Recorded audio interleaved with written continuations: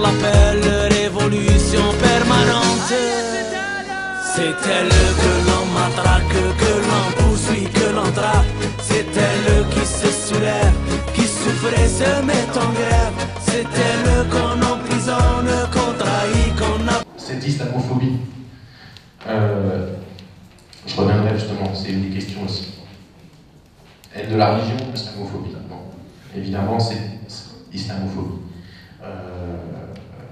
Même si j'ai traité là de haine de la religion. Mais il y a une islamophobie qui trouve des relais. Enfin bon, encore ces derniers jours, on a pu voir que dans tous les secteurs, dans tous les lectorats qui pourraient être tentés de s'abonner à un magazine, maintenant, enfin bon, il y a des trucs, il y a eu l'affaire de la crèche Babylou, ou même un magazine féminin comme Cosette, qui était censé être féministe, de gauche, etc., fait l'éloge de la crèche Babylou, qui a quand même viré une femme simplement parce qu'elle portait un foulard, alors que la loi voulait être dans le domaine du privé, de l'emprunt privé. Le Sciences et Vie Junior, pour nous, dès le plus jeune âge, on prend en charge, il y a eu une espèce de BD infâme qui parlait des musulmans représentés comme des insectes nuisibles, avec tous les clichés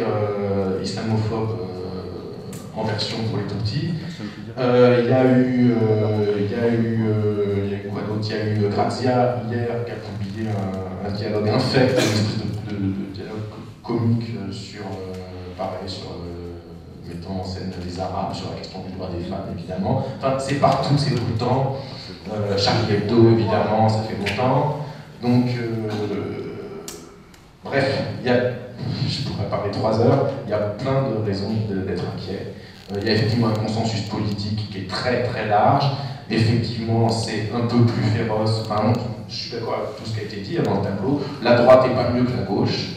La gauche n'est pas tellement mieux que la droite, en tout cas le PS. Le NPA est un endroit où il y a de la contradiction. Hein, c'est pas consensuel, mais justement,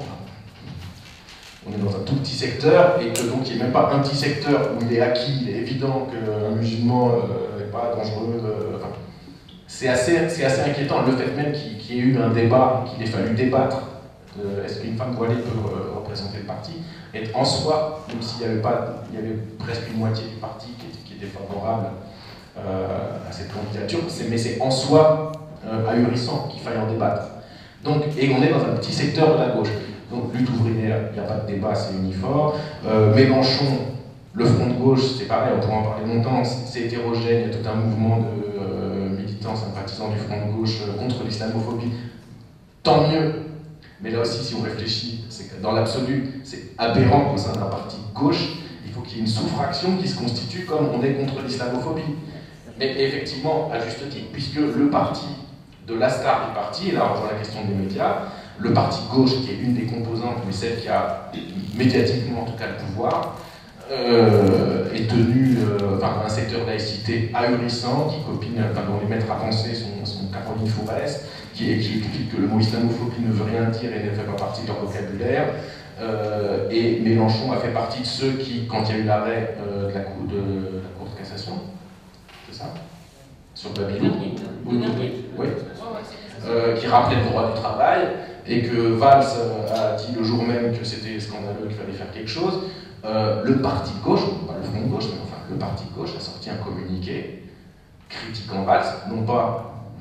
parce qu'il critiquait une décision de justice ou qu'il revenait sur le droit du travail, mais parce qu'il était que dans des mots et qu'il fallait des actes. Hein, et que donc il fallait d'urgence une loi pour remédier à cette anomalie qui vient de se passer avec la Cour de cassation. Donc effectivement, on est mal barré, et la gauche, donc au vert, les Verts sont, tout ce que j'ai pu observer depuis 10 ans, le parti le moins imprégné, le moins infesté par cette nouvelle forme de revisitation bizarre, éradicatrice, autoritariste et très largement raciste, islamophobe de la laïcité. Le seul problème, c'est que les Verts ne pèsent pas non plus énormément, et que surtout, ils sont dans un rapport là de positionnement, de manière de faire de la politique, qui est on va au gouvernement et on roule avec le PS. Donc, même si viscéralement leurs tripes sont moins islamophobes qu'en moyenne au front de gauche ou que dans d'autres secteurs, de toute façon, ils gardent leur bonne position sur ces questions dans la poche et ils n'en font pas un casus belli avec le Parti socialiste. Ce qui fait qu'en gros, voilà, je pourrais parler, je vous ai dit des heures sur les raisons d'être pessimiste. Malgré tout, l'histoire nous apprend que c'est toujours dans des moments où on pensait que tout était foutu, que les choses inattendues sont arrivées. Il y a des forces, il y a des gens, il y a des groupes, il y a des minorités, il y a des individus, il y a des gens qui se parlent. Il n'y a pas, j'ai pas évidemment la recette, les perspectives, il y a juste, comme disait Ndela tout à l'heure, qu'il faut continuer à lutter jusqu'au jour de notre mort. Et j'ai à discuter, y compris stratégie, à investir à moyen toutes les formes de lutte, tous les terrains possibles, aller autant que possible dans les grands médias et constituer ces médias alternatifs, essayer de faire du lobby sur les grands appareils qui gouvernent et se développer aussi de manière plus autonome dans des espaces d'entre-soi politique où on a une plus grande marge de manœuvre. Voilà, moi l'histoire m'a pas appris qu'il y avait une manière de lutter. Simplement, voilà, du coup, je vais arrêter sur cette question des perspectives. Voilà.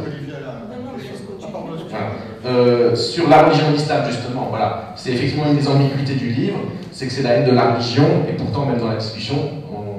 en gros, c'est le refoulé qui revient tout le temps, hein. Même si on choisit de le mettre de côté, la question du racisme, elle revient. Mais il y a ce côté-là, je m'en explique dans l'introduction, mon positionnement par rapport à cette question. Ça me permet d'ailleurs de faire la pub pour le petit livre jumeau qui est sorti la même semaine chez un autre éditeur qui s'appelle Chronique du racisme républicain, qui ne parle pas que de ces questions-là, mais où ces questions-là sont abordées justement dans un autre ensemble plus vaste, les politiques sécuritaires, les crimes policiers, l'impunité policière, les émeutes de Villiers-le-Bel, enfin d'autres questions, d'autres formes aussi de manifestations d'islamophobie, où là vraiment, ce qui est au cœur, le fil directeur, c'est le racisme. Et dans ce livre, il y a effectivement un parti pris particulier, dont je m'explique dans l'introduction, qui est de dire, en gros, depuis 10 ans que je suis immergé dans ce combat-là, avec d'autres, j'ai là aussi, je pourrais en parler 3 heures, toutes les raisons d'avoir de gros soupçons que, quand bien même ça s'exprime, donc dans la gauche de gauche dont je parle, sous la forme d'une hostilité vis-à-vis de la religion, qui serait par essence, quelle qu'elle soit, et notamment les 3 monothéismes, réactionnaires, patriarcales, ou bien qui pousseraient les hommes à la soumission et au fatalisme parce qu'ils ont une autre vie dans l'au-delà. Enfin, bref, c'est ce type de discours-là. Et je dis, de tout ce que j'ai pu voir, entendre, quand bien même c'est des discours généralistes sur la religion ou les religions, quand est-ce qu'ils se manifestent, à quelles occasions, est-ce qu'ils s'appliquent de la même manière, ou bien est-ce qu'il y a un 2 poids 2 mesures, suivant qu'on a affaire à des chrétiens, des juifs, des musulmans. Bref, il y a plein d'expériences vécues et de lapsus aussi que font les gens quand on discute avec eux. Bref, j'ai plein de raisons d'avoir de gros soupçons sur le fait que derrière, de la même manière que derrière une pseudo-laïcité, un pseudo-souci de la laïcité ou un pseudo-souci féministe, c'était bien un 2 poids 2 mesures dans la manière d'appréhender le problème, et au fond, une polarisation et une focalisation et un acharnement contre les musulmanes voilées. De la même manière, voilà, il y a beaucoup de raisons de se dire que massivement, pour une très très très large part, ce regain, ces postures anti-religieuses, quand même elles s'énoncent sous cette forme-là pour être dissibles, elles masquent, elles voilent, pas très bien, de l'islamophobie. Cela dit, le parti pris que j'ai pris justement dans ce livre consistait à dire, ça c'est un constat général que je peux faire, mais c'est vrai qu'il ne me permet pas de prédire que individu par individu, chaque personne qui pourrait être sensible à ce type de discours, en gros la religion c'est quand même par essence l'apprentissage de la soumission, puisqu'on se soumet à un Dieu déjà dès le départ, ce type d'argument, que les religions quand même, au cours de l'histoire, elles ont quand même toujours été du côté du plus fort, que la religion, ça a permis de légitimer l'esclavage, l'oppression de la femme et beaucoup d'autres, et des croisades, et des guerres, et des meurtres, et du fanatisme, que, voilà, il y a plein de d'énoncés comme ça, et effectivement, mon parti pris dans le livre, ça a été de dire, puisque je ne suis pas dans la tête de chaque individu, et que je n'ai pas des discussions avec chaque individu, et que je vais effectivement faire un petit peu une expérience de pensée. C'est-à-dire, je vais prendre au mot, là aussi, comme j'ai dit que je vais prendre au mot le relisez Marx des éditorialistes en 2010. De la même manière, je vais prendre au mot la parole de ceux qui me disent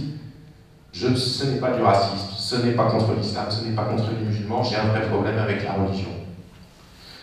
J'ai de bonnes raisons de penser que, allez, 80%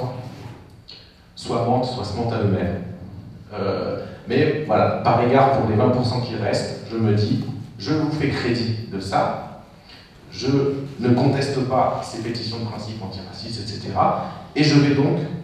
prendre au sérieux vos arguments, et donc c'est pour la raison pour laquelle dans ce livre-là, je me focalise sur les arguments vraiment tels qu'ils sont soutenus, de bonne ou de mauvaise foi, je t'ai choisi de m'en foutre, avec comme objectif de montrer aussi que quand bien même il n'y a aucune motivation raciste là-dessous, et que c'est un vrai a priori équivalent et égal dans ces manifestations vis-à-vis de toutes les religions et donc de toutes les personnes appartenant à ces religions, quand bien même donc il n'y aurait pas de racisme là-dessous, ce serait de toute façon, premièrement, hérétique par rapport à la parole de Saint Karl Marx. J'en parle comme ça ironiquement exprès, parce que pour ouvrir une parenthèse en disant que le but de mon livre n'est pas de dire non plus que Marx est une parole d'évangile, mais juste de juger que c'est une parole intéressante et de juger aussi que c'est intéressant de faire remarquer que ceux qui prétendent nous dire ce que dit Marx mentent ou déforment ce qu'avait dit Marx. Mais donc, je reprends, mon propos ça a été de dire que donc ces postures, cette vision essentialiste des religions, hein, vues comme des essences négatives, néfastes, par essence du côté de l'oppression, elles sont non seulement en contradiction avec, pas seulement des écrits de Marx, des prises de position de Marx, mais avec la méthode, avec le grand apport méthodologique qui pour moi est intéressant dans le marxisme, qui est ce que j'ai appelé justement la démarche matérialiste.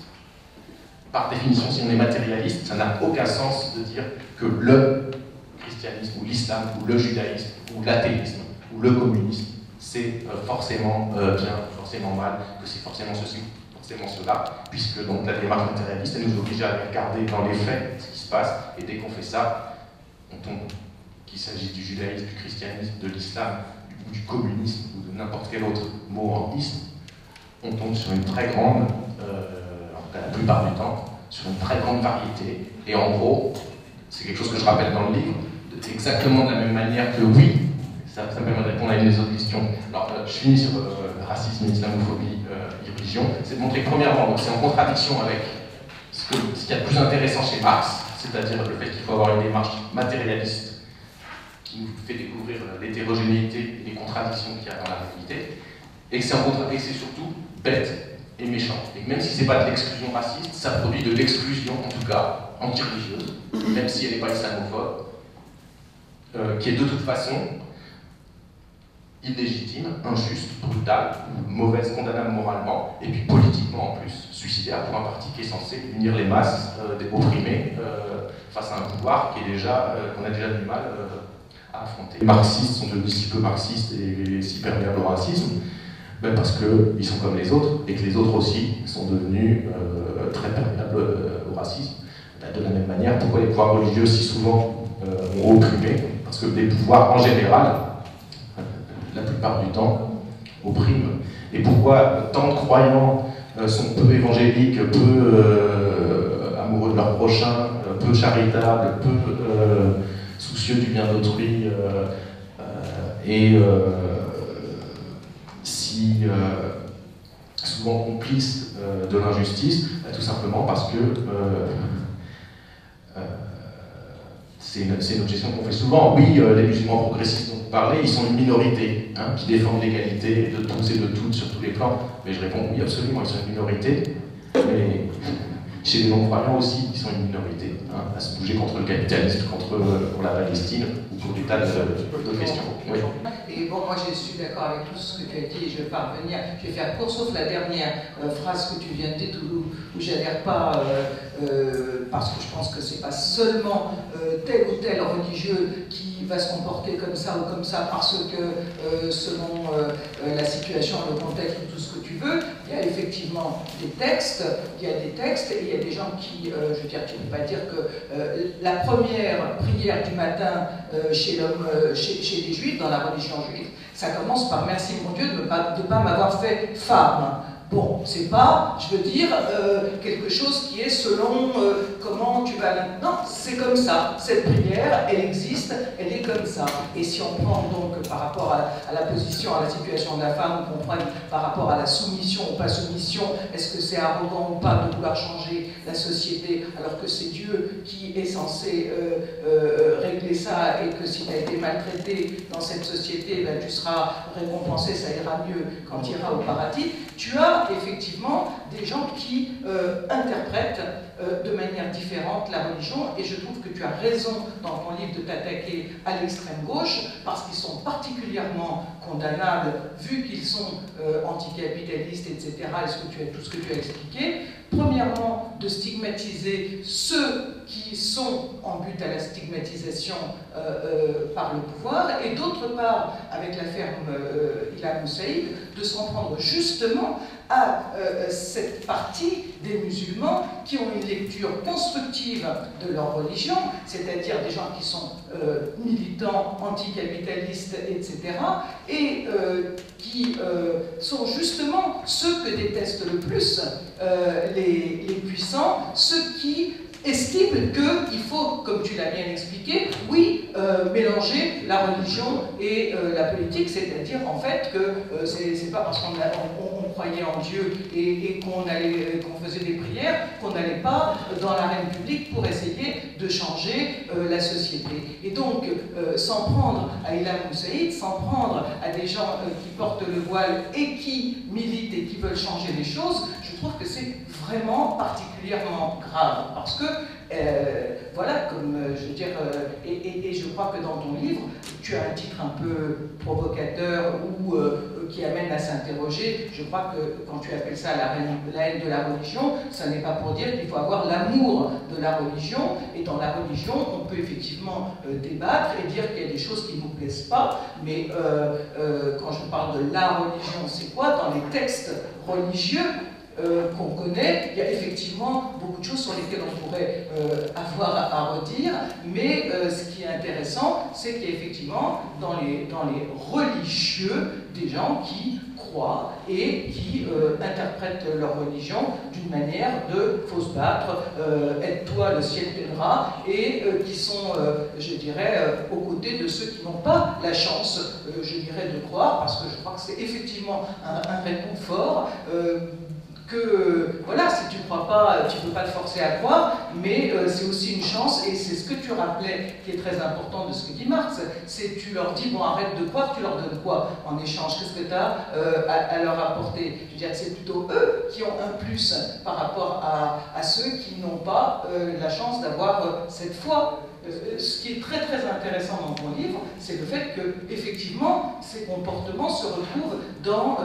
aussi bien chez la droite, la gauche, mais tu as décidé, et je crois que c'est très très juste, d'essayer de dessiner, d'ouvrir les yeux aux gens qui sont à l'extrême gauche sur la gravité de ce comportement. Oui, le statut de ce livre, c'est aussi celui-là, c'est que je m'adresse à la famille. Voilà. Ce qui est à gauche du Parti Socialiste, c'est ma famille. Voilà. Donc effectivement, les autres, donc effectivement, j'ai répondu tout à l'heure, non, la droite n'est pas moins pire que même que le PS. Je suis pas sûr qu'il y ait des... Enfin, il y a des différences, mais je suis pas sûr qu'elles soient si significatives que ça. Effectivement, ce sur quoi je voudrais finir, c'est revenir sur cette question de quand même il y a des textes, et à quel point les textes, et ça me permet aussi de revenir sur une des questions oubliées, c'est est-ce que c'est pas contradictoire de la part d'une musulmane d'aller militer quand même au NPA. Sur cette question précise, je dirais que j'en suis pas sûr que ce soit contradictoire, précisément puisque justement, ni dans les statuts du NPA, d'abord le NPA ne se réclame pas exclusivement marxiste, et quand bien même il le ferait, de toute façon, Marx, c'est toute une partie de mon livre justement, qui consiste à le rappeler, justement, on a dit qu'il n'y a aucune contradiction dans le fait de croire au ciel et de s'inscrire dans un mouvement ouvrier, révolutionnaire, matérialiste, d'émancipation ici-bas, sur Terre. Donc, Je pense que non, mais je pense que quand bien même il y en aurait une contradiction entre le fait d'être musulmane et d'être trotskiste, voilà, on va dire comme ça, et bien quand bien même, de toute façon, la réalité elle est contradictoire. Et donc, y compris, par exemple, une prière du matin qu'on récite tous les jours et qui dit « Je remercie je remercie Dieu de ne pas m'avoir fait femme », mais du coup, c'est qu'il n'y a que les hommes qui la disent, cette prière. Voilà. Mais bon, on pourrait même imaginer une femme qui récite une prière qui dit explicitement quelque chose de ce genre, que la femme vaut moins que l'homme, et qui soit une femme féministe, qui défend dans sa vie son égale dignité, et le fait qu'elle doit être traitée absolument à égalité, et on dirait, mais est-ce que c'est pas contradictoire? J'ai cette formule à un moment dans le livre, parce que justement, Onfray va chercher, notamment dans le Coran, toute une série de versets qu'il extrait évidemment de leur contexte, et dont il tire la conclusion que vous voyez, par essence, l'islam est antinomique de la tolérance, la bienveillance, la charité, la liberté, l'égalité, etc. Et il dit, alors il y a beaucoup de musulmans qui prétendent que non, on peut interpréter, et en fait, il va répondre, si vous êtes des vrais musulmans, donc il se met à devenir le moufti qui donne l'interprétation orthodoxe, en disant, non, si vous êtes des vrais musulmans, vous êtes, donc avec une espèce d'interprétation pire que littéraliste, vous devez détester tous les juifs, vouloir les exterminer, vouloir opprimer la femme, vouloir, etc., etc., etc. Et il dit donc que toute autre lecture, c'est-à-dire ce qui est en gros la lecture de 99% des musulmans, je pense, en très, très large majorité des musulmans en France et ailleurs, là aussi, hein, il y a le côté, donc on reste dans le ciel des idées, je lis un texte et j'imagine, à partir de ma lecture de ce texte, et de ce que je pense être la bonne interprétation, et je fais abstraction totalement de la réalité de comment, pendant des siècles, les principaux concernés, pour qui ce texte est le texte de référence, le lisent, l'interprètent, le comprennent, et le vivent, et le pratiquent dans le réel de leur vie. Et j'ai cette formule dans le livre, en miroir de ce que dit Onfray, qui dit, oui, alors bien sûr, hein, on peut, il a cette formule, voilà, il dit, on peut, et il finit la fin de sa phrase en disant, donc on peut se dire musulman aujourd'hui, et il le dit sur un ton ironique, et défendre l'égalité, la tolérance, etc. Et il finit sa phrase en disant, et autres billevesées intenables. Et il finit en disant, non, en fait, si on est le musulman, par essence, est le contraire de tout ça. Et donc, moi j'inverse la formule en disant, c'est peut-être intenable, mais on peut. Et la phrase même de Onfray, c'est ce qu'elle dit. Il décrète à la fin de sa phrase intenable des choses dont il vient de dire au départ qu'on peut. Et qu'effectivement la réalité nous le montre tous les jours. Et donc par conséquent, j'ai envie de dire que même quand il y a des contradictions qui nous paraissent flagrantes entre un texte et une personne pour qui ce texte a valeur de référence, et même si c'est contradictoire et intenable, la réalité nous montre tous les jours que c'est possible qu'une femme, parce que justement ce texte-là, elle ne va pas le comprendre comme ça, ou qu'elle va se référer à un autre extrait auquel elle va accorder plus d'importance et sur lequel sa conception de sa position de femme, sa position vis-à-vis des minorités, X ou Y problème. Voilà, en tout cas, j'ai incité à prendre en compte là aussi le réel, tout simplement. C'est que même si sur le plan logique, on peut avoir des raisons de penser que c'est contradictoire de croire ça et d'agir et de défendre, par exemple, l'égalité de traitement, la liberté et la tolérance, ou tout ce que vous voulez, eh bien, oui, mais à partir du moment où dans la réalité, ça existe, ça prouve que c'est pas impossible. Tout simplement, voilà, l'idée de possible, elle me paraît importante, et du coup, c'est pas parce qu'une chose est contradictoire qu'elle est impossible, puisqu'en fait le réel est plein, et on est tous les uns les unes et les autres plein de contradictions. Donc parfois, ce qu'on prétend être une contradiction n'en est pas, si on va voir vraiment ce que disent les textes et vraiment ce qu'est la pratique de la personne.